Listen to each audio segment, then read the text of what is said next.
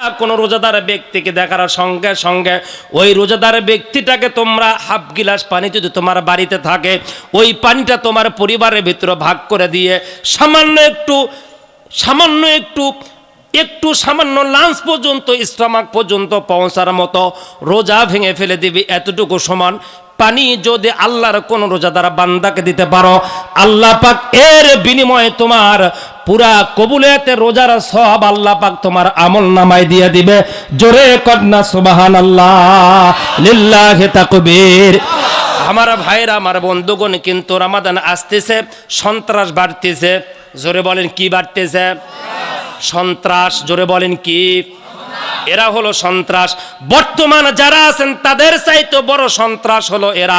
দেখবেন পাঁচ বিবির হাটে অথবা আপনার 5 মাথা 4 মাথা 3 মাথা 2 মাথা জয়পুরহাট যে জায়গায় যান, দেখবেন কিছু লোক রোজাদারদের সামনে বিড়ি খায়, পান খায়, সিগারেট খায়। ওদেরকে যদি বলা হয় আপনি রোজা রাখেন না, আপনার কি সমস্যা? বলে ভাই আর বলবেন না, 2 দিন পর্যন্ত একেবারে কাপড় সাপড় মাখিয়ে যায়, পেটের ব্যথা, জন্ডিস, হাই প্রেশার, অথচ এখন আর কিছুই নাই। রমাদান আসলে শুরু হয়, বুঝলাম আপনি অসুস্থ। আল্লাহ পাক বলেছেন অসুস্থদের জন্য, মুসাফিরদের জন্য রোজা শিথিল করা হয়েছে। ঠিক কিনা? আলেমরা আমার মাথা ঝোকান না কেন? কথা কোন ঠিক কিনা? আয়াত তিলাওয়াত পরেই হবে, খালি বাংলাগুলো শুনে যান। আমার ভাইয়েরা, আমার বন্ধুগণ, আল্লাহ পাক বলেছেন যারা মারিদুন অসুস্থ তাদের জন্য, যারা মুসাফির, যারা সফরে থাকা অবস্থায় অসুস্থ অবস্থায় এদের জন্য রোজা শিথিল। ঠিক আছে, আপনি অসুস্থ, রোজা ছেড়ে দেন, কোনো সমস্যা নাই, কিন্তু প্রকাশ্যে দিবালোকে আপনি দেখাচ্ছেন। ঘটনা কি? তখন কি কয় শোনেন। কেন সন্ত্রাস বললাম? তখন ওই ব্যক্তিটা আপনার সামনে বলবে আল্লাহকে ভয় করি না, মানুষকে ভয় করে কি হবে? বলে না, বলে না, বলে না। তুমি আল্লাহ ভয় করো না। হ্যাঁ, একটা গ্রাম্য চৌকিদার আসলে রাস্তা খুঁজে পাও না, পুলিশ আসলে গরুর গোয়াল জারের ভিতর লুকে থাকো। কথা বলেন না কেন? 3 বার যদি খালি পেছন দিক দিয়ে বের হয় আর 2 বার যদি খালি মুখ দিয়ে বের হয়, জয়পুরহাট হাসপাতালে নেওয়ার পরে স্ত্রী যদি কয় রহিমার আব্বা অবস্থা কি, হাইরে মা তোকে চিনে পারিচ্ছি না কি? আর তুমি আল্লাহ ভয় করো না। এটা হলো একেবারে নির্ভুল, লিটেন ক্লিয়ার, স্বচ্ছ পরিষ্কার, একেবারে ফ্রেশ তেলের মতো। ফ্রেশ তেল আছে না, এই ফ্রেশ 1 লিটার তেল যেরকম স্বচ্ছ পরিষ্কার, এরকম স্বচ্ছ পরিষ্কার হলো ওই কাফের।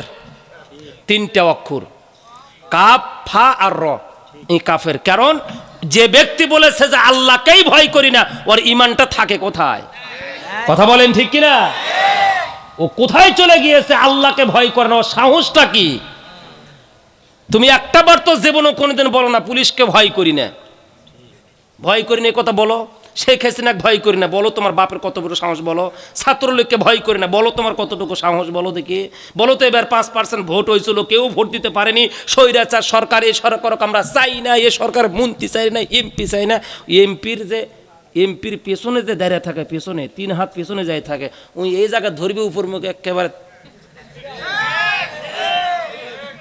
তুমি আল্লাহর সাথে লাগছে না। এরা যারা বলে এরা হলো সাচ্চা কাফের। জোরে বলেন কি? আল্লাহ পাক এই সমস্ত কুফরিমূলক যে কথাগুলো, এই কথা থেকে আমাদেরকে আল্লাহ পাক হেফাজত করুক। বলেন আমিন। এই জোরে বলেন আমিন। ঢাকা মানিকগঞ্জ ছিলেন, ঢাকা মানিকগঞ্জ এবার একটা এমপি ফেল করছে, এবার নৌকা ডুবে গেছে, আছে না? ওই যে ফাইটা যায়। হ্যাঁ হ্যাঁ, বন্ধু যখন ট্রাক নিয়ে আমার বাড়ির সামনে দিয়া রঙ্গ করে হাইতে যায়, মমতাজের নৌকা ফাইটে গেছে। এবার ওই 2014 সালে মমতাজের এলাকার একটা হিন্দু মানুষ বাজারে গিয়েছে, জয়পুরহাট ধরেন বাজার। চাচা কই যান? ও আসবেন না, যান। আমি জানি ওঠার বুদ্ধি নেই, যে ওয়াজের ওয়াজ। বাজারে গিয়েছে হিন্দু মানুষ, বাচ্চাটার বয়স মাত্র 8 থেকে 9 বছর। এই বাচ্চা বাবার পিছে পিছে গিয়েছে। বাচ্চাদেরকে কিন্তু ব্যাগ ধরায় বাড়িতে পাঠায় দেয়, আর বাচ্চারা আসার সময় আব্বা পেঁয়াজ নিয়ে দেন, না হলে মোগলাই নিয়ে দেন, এরপরে আপনার সামুসা বিভিন্ন কিছু বলে না। তো বাচ্চারা বলছে আব্বা আমাকে একটু মুড়ির মোয়া নিয়ে দেন। আমার ইউটিউবে আলোচনা আছে এইটা, তারপর আবার বলতেছি। তখন মুড়ির মোয়া নিয়ে দিয়েছে বাবা, হিন্দু মানুষ। তখন বলছে, বাবা এই মজা আমি তোমাকে নিয়ে দিলাম, খবরদার এই মজারে তুমি খাইও না। কেন আব্বা? বলে এটা বাড়িতে নিয়ে যাবা, তারপরে এটা খুলবা, খাবা। কেন? মুসলমানেরা 17-18 ঘন্টা চৈত মাসের প্রখর রোদ, এই রোদের ভিতরে তারা রোজা রেখেছে, মুখ চোখ কালো হয়ে যায়, যতই বিকাল আসে তখন মনে হয় চোখ দিয়ে আগুন জোনাই পোকার মতো জ্বলে, ঠিক কিনা? তো অতএব এই সময় একেবারে কঠিন একটা সময়, আব্বা তুমি বাড়িতে খাবা, এটা যেন রাস্তায় খেয়ে না, তারা কষ্ট পাবে। হিন্দু মানুষ এই কথা বলছে, বাচ্চা মানুষ তো অতটা বোঝে না। কিছু দূর যাওয়ার পরে পেছনে দেখে আব্বা নেয়, যেমনি দেখছে আব্বা নেয়, আস্তে করে খুলে একটা মুকুট দিয়ে টানতে টানতে ব্যাগ নিয়ে বাড়ি চলে গেছে। আর একজন হিন্দু মানুষ সাইকেল নিয়ে পাশ দিয়ে পার হতে দেখে বলছে, হাই রে রাম রাম রাম, কি একটা বেয়াদব ছেলে, এলাকার হিন্দুরা কত ভালো, হাই রে মুসলমান। বাংলাদেশে মুসলমান যেই পরিমাণ ওয়াজ মাহফিলে, বিশেষ করে পশ্চিমবঙ্গের বাংলাদেশের মুসলমানরা যে পরিমাণ ওয়াজ মাহফিলে সাহায্য সহযোগিতা না করে, বিরোধিতা করে, কিন্তু পশ্চিমবঙ্গের মুসলমানেরা তারা চাইতে বেশি। আমি যখন যাই ইন্ডিয়াতে ওয়াজ করার জন্য, তাদের ভালোবাসা এত বেশি পরিমাণ পাই, জোরে কন্যা মারহাবা। আমার ভাইয়েরা, এই যে 12 তারিখে ইন্ডিয়া থেকে আসলাম, পশ্চিমবঙ্গের এমন কোনো জেলা নাই, এমন কোনো থানা নাই আমার পা পড়ে নাই। আমার ভাইয়েরা, আমি তাদেরকে একটা স্লোগান শেখাই, ইয়াকি আদমের সন্তান আমরা, হিন্দু মুসলিম ভাই ভাই মিলেমিশে থাকতে চাই। খবরদার কোনো ক্যাসাল করবেন না, কারণ আদমের পেট থেকে হিন্দু মুসলিম বৌদ্ধ খ্রিস্টান ইহুদি নাসারা সব আদমের, হাওয়ার পেট থেকে আদমের সন্তান আমরা সবাই। জাতির কারণে, বংশের কারণে, সমাজের কারণে আমরা বিভক্ত হয়ে গিয়েছে, কিন্তু আমরা কিন্তু একে আদমের সন্তান, কথা কন ঠিক কিনা?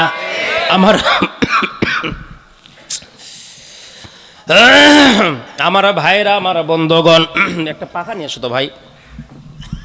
সম্মানিত ভাইরা, আমার প্রিয় উপস্থিতি, এই সাইকেলওয়ালা ব্যক্তি বাজারে গিয়ে ওই বাচ্চাটার আব্বাকে বলছে, ব্যবহার শিখাও নাই এখনো মিয়া তোমার ছেলেকে, মুসলমানেরা কত ভালোবাসে, তোমার বাচ্চা খাইতে খাইতে বাজারে চলে যায়, এদিকে তাকান, তোমার বাচ্চাটা মুসলমানদের সামনে খাইতে খাইতে চলে যাচ্ছে বাড়িতে, কেমন বেয়াদব তোমার ছেলে।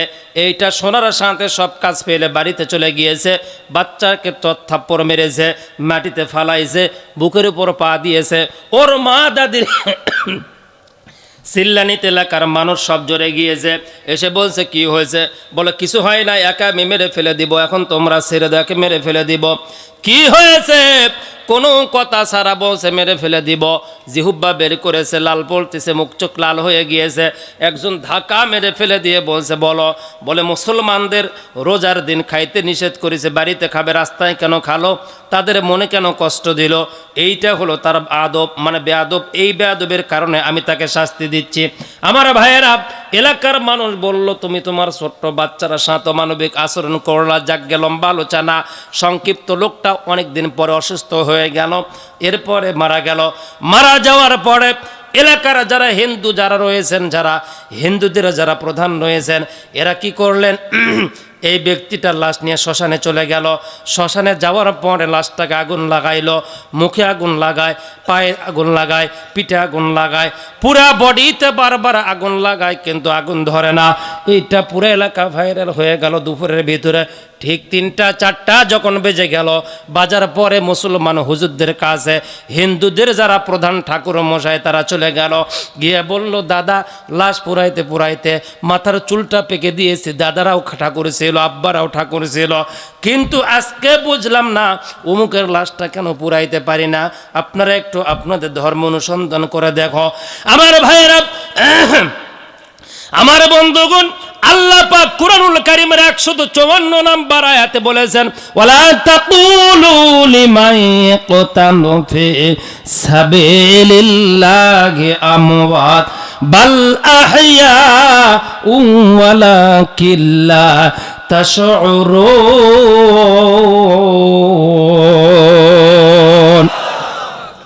আমার ভাইরা, আমার বন্ধুগণ, যারা আল্লাহর জন্য, আল্লাহর দ্বীনের জন্য, আল্লাহর দ্বীনের জন্য, আল্লাহর জন্য যারা জীবন দেয়, যারা রক্ত দেয়, সম্পদ দেয়, নিজের ইজ্জত সম্মান যারা বিলিয়ে দেয়, আল্লাহ পাক বলে এরা যখন মারা যায়, এরা যখন দুনিয়া থেকে বিদায় নেয়, এদেরকে তোমরা মৃত্যু বলো না, এদেরকে সম্মান দেওয়া, ইজ্জত দেওয়া, এদেরকে রিজিকের ব্যবস্থা করা আমি আল্লাহর জন্য ওয়াজিব হয়ে যায়।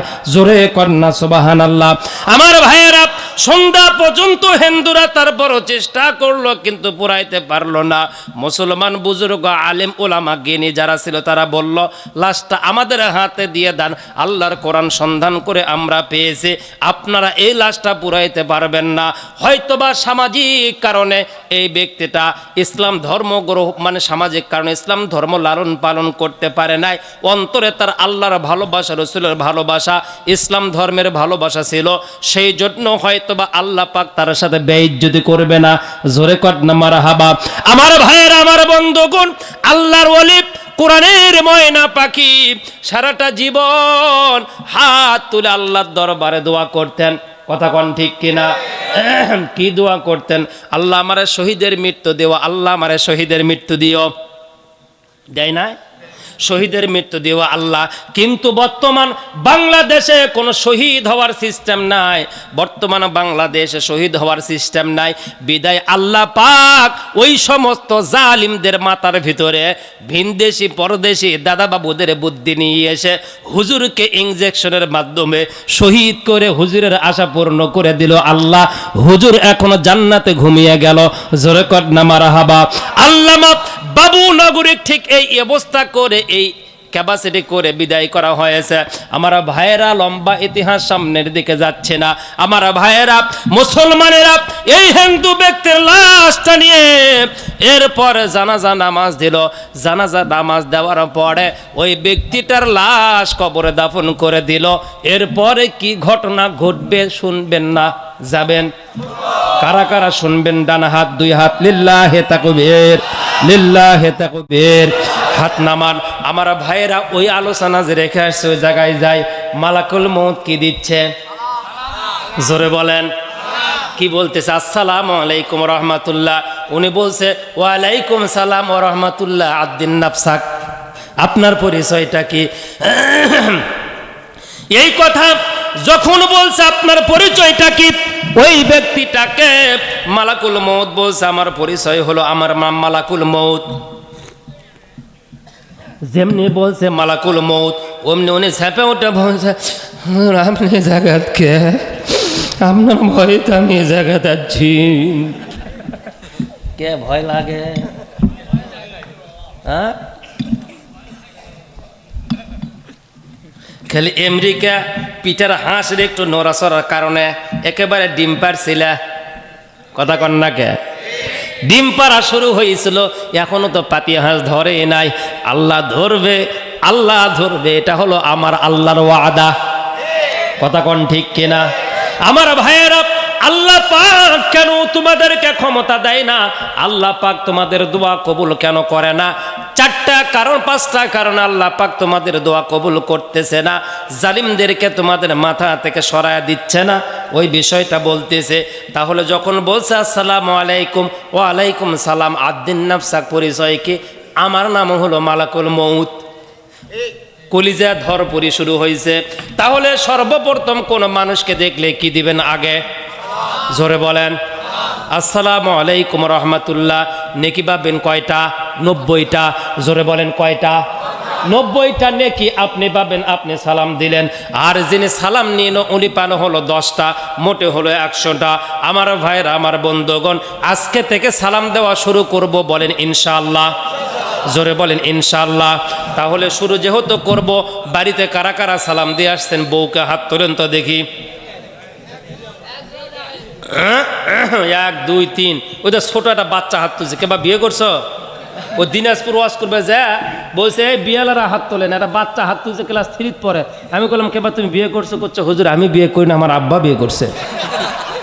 তো তোমার আব্বা বিয়ে করছে, ওটা তো বোঝাই যাচ্ছে, তো তুমি হাত তুললে কে? করছো হুজুর আব্বা বাড়িতে আম্মাকে নিয়ে ঘুমাচ্ছে, তো ওই জন্য আমি হাত তুললাম হুজুর। ওরে কাজা আদায় করার লোক রে। তাহলে আপনারা এই যে 12-13 জন হাত তুলছেন, মানে এই কয়জন বিয়ে করছেন, আর কেউ বিয়ে করেননি? চাচা আপনারা বিয়ে করেননি এখনো? না সালাম দেননি? কোনটা? এই সালাম না দেওয়ার কারণেই তো বাড়ির শান্তি নেই। তাহলে আজকে বাড়িতে যে সালাম দিব, বলেন ইনশাআল্লাহ, জোরে বলেন ইনশাআল্লাহ। সালামটা কিভাবে দিবেন? আসসালামু আলাইকুম রহমতুল্লাহ। রহিমার মা দরজা খোলো। তখন আপনাকে হয়তো বা বলতে পারে, কাল বাগুন চুরি করে আজকে সালাম না, আসো বাড়ির ভিতর আসো। তখন ভাই পাগলি সালামটা লে। ওই শেখ আবু ইউসুফ গোলাম রব্বানির ভাগ্নে বলে গেছে, সালাম দিলে 90 নিকে পাওয়া যাবে। পাগলি সালামটা নিয়ে, ও সালাম যখন নিল তখন হাতটা এরকম করে বাজে দিবেন। হাত দেন মামা। রসুল বলেছেন, যখন একটা হাত আর একটা হাতের সাথে লাগে তখন তৈরি হয় মহাব্বত, ঝরে পড়ে গুনাহ। জোরে কোন সুবহানাল্লাহ। কি কি ঝরে পড়ে গুনাহ, তৈরি হয় মহাব্বত। আপন মায়ের পেটের 3 ভাই, একজন করে জাতীয় পার্টি, একজন করে আওয়ামী লীগ, একজন করে বিএনপি। 7 দিনে একদিন কথা কয় না, কথা কোন ঠিক কিনা? অথচ প্রতিদিন নেতার সাথে কথা বলে, প্রতিদিন কর্মীর সাথে কথা বলে, প্রতিদিন সুদখোর ঘুষখোরের সাথে কথা বলে। আপন মায়ের পেটের ভাইয়েরা দলের কারণে কথা বলতে পারে না। এদেশে শান্তি কেমনে আসে গো? 4 লেন রাস্তা নয়, 8 লেন রাস্তা দিয়েও শান্তি হবে না আমার এই দেশে। কথা বলেন ঠিক কিনা? হুজুর কথা আপনি মন খারাপ করছেন নাকি? তাহলে এই যে সালাম দিলেন, হাতের গুণে ঝরে পড়ে গেল, কি বাড়লো বলেন তো সবাই? মহাব্বত। জোরে বলেন কি বাড়লো? মহাব্বত বাড়লো। এরপরে আপনার স্ত্রী বলবেন কাছে আসো। কেন? এই পাশে ঘাড়, এই পাশে ঘাড়, এই পাশে ঘাড়, তার মানে এইরকম এরকম এইরকম। আল্লাহুম্মা মাজিদ মুহাব্বাতিল্লাহি ওয়া রাসূলি। কয়বার? 3 বার। বলার পরে আপনার স্ত্রী এই যে 2 ভুরুর মাঝখানে যে ফাঁকা জায়গাটা আছে না, এই জায়গা টিপ দেওয়ার জন্য না, এই জায়গা আদর দিবেন। আসসালামু আলাইকুম বলা শেষ, মোলাকাত শেষ, কোলাকুলি শেষ, ওই জায়গা একটা ইঙ্কে করে আই লাভ ইউ জান, এই কথা বলে আপনি আপনার স্ত্রীকে ঘরের ভিতর রাখে 100 বছর পরে যদি বিদেশ থেকে ফেরত আসেন, আল্লাহর কোরআন সামনে নিয়ে বলতে পারি, রসুলের হাদিসের এই আমল যদি আপনার বাড়িতে থাকে, আপনার স্ত্রীকে যে অবস্থায় রেখে যাবেন ওই অবস্থায় এসে পাবেন। আপনার স্ত্রী অন্যের সাথে হোয়াটসঅ্যাপে, ইমুতে, মেসেঞ্জারে কখনো পরক্রিয়া প্রেম করবে না। আপনার অ্যাকাউন্টের টাকা ওর কোনো বয়ফ্রেন্ডকে পাঠাবেন না। আরো আসতে, বাংলাদেশের স্বামীরা ইনকাম করে কুয়েতে, স্ত্রী টাকা পাঠায় হলো বন্ধুর মোবাইল। হ্যাঁ, বন্ধুর মোবাইল, সব হোয়াটসঅ্যাপে। কথা কর না কা? এটা কি মিছে কথা বলতেছি আমি? মোবাইলটা এখন খোলেন তো, কত প্রবাসীদের ইতিহাস। হ্যাঁ, গতকালকেও দেখলাম প্রবাসীর বউ আর একটা সাথে মানুষ ধরে মারতেছে ঘরের ভিতর। তুই রাত কিছু খাচ্ছ? করছে ওই যে ছাগলের ওষুধ আসছিল না, ছাগল কাশে, ভাবি কোসে ওই ছাগলের ওষুধ দিবে রাখছিলাম। ওরে তুই দরদে সোনা রে, ছাগলের ওষুধ দিবে আসা।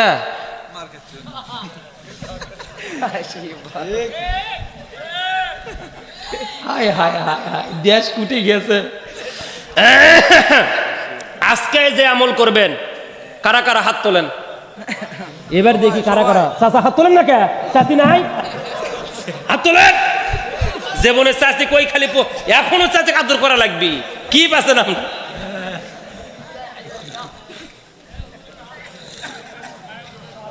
তার কারণে তো চাচির সাথে ক্যাচাল হয়, আদর না থাকার কারণে, মহব্বত না থাকার কারণে। কিরে মহব্বত থাকবে, ইসলাম থাকবে, কত সুন্দর একটা পরিবেশ, সোনার সংসার হবে। কথা কোন ঠিক কিনা? মা বোনেরা কইবে হুজুর ওই চুমা খাবি, আদর করবি, ওই খালি লাঠি দিয়ে খালি সবসময় পাশে পাশে ঘরে আজরাইলের মতো। কি বউ পিটা কিন্তু কিছু মানুষ আছে কিন্তু ব্যাপক পিটিছে আগের জামানায়, এখন তাকাইতে পারবেন না, খবর হয়ে যাবি। আগেই আসে পুলিশ গেটত হাজির। কি করলেন আপনি? ঠিক কিনা? এই জন্য আজকে বাড়িতে গিয়ে সালাম, যুবকেরা তোমরাও সালাম দেবা, বলো ইনশাআল্লাহ। তোমরা কাকে দিবা? মা এবং বাবাকে। 2 নাম্বার আমল যেটা, এটা আগেই তো বলে দিয়েছে, এটা হলো মানুষকে কি করবা? খাওয়াবা। সম্মানিত ভাইয়েরা আমার, এবার মালাকুল মউত এ জায়গায় থাকলো, কিন্তু এই যে আপনাকে রেখে চলে, আপনি যে আপনার স্ত্রীকে মহাব্বত আর ভালোবাসা দিলেন, মহাব্বত আর ভালোবাসা দেওয়ার পরে একটা মানুষকে আর টাকা দিয়া মন ভুলানো যায় না, মানুষকে টাকা দিয়া কেনা যায় না, চা দিয়া বিস্কিট দিয়া কেনা যায় না রে বাজান। এমনও মানুষ আছে টাকা নাই, চা খায়, এর উপরে ভোটটা যায় অন্য জনাক দেয়। কিন্তু মহব্বত আর ভালোবাসা যদি তার অন্তরে থাকে, ওই মানুষের বাড়ি যদি বিদেশে হয়, আহারে আমার লাইফে এমন কোনো দিন ওয়াজ মাহফিলের মোনাজাতে আমি আমির হামজা, আল্লামা মামুনুল হক বাবু নগরী, আল্লামা আহমদ শাফি, কোরআনের ময়না পাখি, এদের জন্য দোয়া আমার মনে হয় আমার মিস হয় না।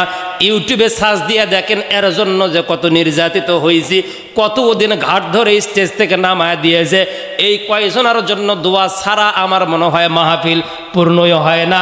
অথচ তাদেরকে চিনি না, তাদের শুধুমাত্র মুখে দেখেছে, কোরআনের কথা শুনেছে, তাদের গ্রামেও আমার বাড়ি নয়, শুধু কোরআনের মহাব্বত, তাদের ভালোবাসা। ইসলাম আছে যে জায়গায় শান্তি আছে ওই জায়গায়, ইসলাম নাই যে জায়গায় শান্তি নাই ওই জায়গায়, কথা কোন ঠিক কিনা? তাহলে বাড়িতে এখন ইসলাম কায়েম করবেন, স্ত্রীকে ভালো রাখার জন্য, নিজেও ভালো থাকার জন্য। আমার ভাইরা, আমার বন্ধুগণ, নবীজের জামানায় আমার ভাইরা, আমার বন্ধুগণ, একটাই মাত্র মেয়ে যাদের অন্তরে ভালোবাসা তাদের বেশি, ওই সমস্ত বাবারা একটু টেনশনে বেশি থাকে, মেয়েদেরকে দূরে কোথাও পাঠাইতে চায় না। আমার ভাইয়েরা, একটা মেয়ে হওয়ার কারণে পাশের বাড়িতে বিয়ে শাদী দিয়ে জামাইকে ঘর জামাই রেখেছে। এর ঘরের জামাই রাখার পরে ওই মেয়েটার যখন বাচ্চা হয়েছে, জামাই চলে যাচ্ছে বিদেশে সফরের জন্য, বাণিজ্যের জন্য। কিন্তু জামাই যাইতে গিয়ে তার স্ত্রীকে বলছে, প্রাণের স্ত্রী গো, আমি চলে গেলাম দুবাই, মালয়েশিয়া, সিঙ্গাপুর, কুয়েত, কাতার, আমি বাড়িতে না আসা পর্যন্ত বাড়ির সদর গেটটা পাড়ি দেবা না। মা বোনদের ওয়াজ যেহেতু হয় না, এই জন্য মা বোনদের 5টা মিনিট ওয়াজ করে যায়, মূল প্রসঙ্গে আবার ফিরে যাব। আমার ভাইয়েরা, এই কথা বলে স্বামী যখন চলে গেল, যাওয়ার পরে এবার বাবা কয়েকদিন পর অসুস্থ হলো। পাশের বাড়ি গাঙ্গানে শুনে ছোট্ট নাতি দৌড় দিয়ে গিয়ে দেখে নানা তার শয্যায় শায়িত। মাকে এসে বলছে, মা তাড়াতাড়ি নানার বাড়িতে চলো, নানাকে একটু সেবা যত্ন করো, মনে হয় নানা বাঁচবে না, মারা যাবে, দুনিয়া থেকে বিদায় নিয়ে চলে যাবে। মা বলছে, বাবারে তোর আব্বা যাওয়ার পূর্বে বলছিল, তোমার আব্বা যাওয়ার পূর্বে বলছিল বাড়ির গেটের বাহিরে পা দিবা না। আমি তোমার মা, কেমনে তোমার আব্বার কথা ওভারটেক করি, আমি যেতে পারবো না, নবীজির কাছ থেকে অনুমতি নিয়ে আসো। নবীজি অনুমতি দেয় না। 2 দিন পরে আবার খবর আসলো, এমার্জেন্সি ভাবে যাইতে হবে, দেখতে হবে, গেল না। 3য় দিন একেবারে দূর সংবাদ চলে আসলো, তার আব্বা দুনিয়ার থেকে বিদায় নিয়ে চলে গিয়েছে। আহারে বাচ্চাটা দৌড় দেশে বলছে, মা নানা দুনিয়ার থেকে বিদায় নিয়ে চলে গিয়েছে, এখন তুমি যাবা কিনা যাবা না? বলে, বাবা তোমার নানা মারা গিয়েছে, কিন্তু তোমার বাবা এখনো বাড়িতে আসে নাই, তোমার আব্বা না আসা পর্যন্ত আমি তোমার নানাকে দেখতে যেতে পারি না। তোমার আমাদের রসুলকে গিয়ে বলো আমার নানা মারা গিয়েছে, আম্মা দেখতে যাবে। নবীজির কাছে গিয়ে ছোট্ট বালকটা বলল, ইয়া রাসূলুল্লাহ, 2 দিন এসেছিলাম নানা জীবিত অবস্থায়, এবার মারা গিয়েছে, এসেছি বলার জন্য অনুমতি দিবেন কিনা? আপনি নাকি দরদের নবী। নবীজি বলল, বাবা আমি তো তোমার মাকে অনুমতি দিতে পারি না, কারণ কেবলমাত্র শুধুমাত্র তোমার মাকে অনুমতি দিতে পারে তোমার মায়ের জন্য প্রেসিডেন্ট, তোমার মায়ের জন্য বিচারপতি, তোমার মায়ের জান্নাত কেবলমাত্র তোমার নানার বা আবার তোমার নানার নানির পায়ের নিচে নয়, তোমার মায়ের জান্নাতটা হলো বিবাহের পরে তোমার বাবার পায়ের নিচে। জোরে কন্যা মারহাবা।